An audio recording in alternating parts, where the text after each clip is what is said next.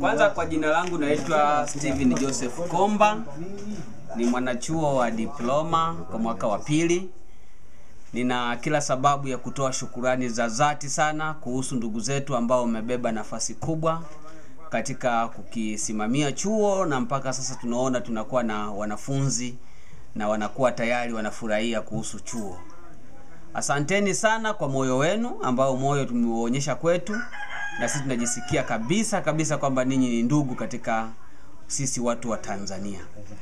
Tunakushukuru pia hata mratibu wetu jinsi gani na yeye amebeba nafasi kubwa ya kuweza kusimamia chuo, na tunaona sasa hivi kuna hali nzuri ya chuo chetu tofauti na mwanzo.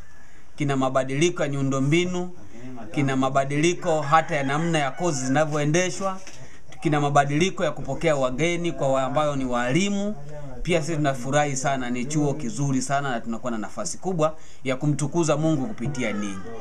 Tuseme sana asante sana kwa jinsi mnavyoonyesha moyo wa kutusapoti, na tunachoomba sasa muendelee kutuombea, maana kazi iliyoko hapa ni njema, na mtuombee hata kwa wale wanaokwenda kupata nafasi ya kujifunza wakazae matunda, maana yake wakasimamie vizuri, wakatumia ile mitaala ambao wanaweza kujifunza hapa kwa makanisa.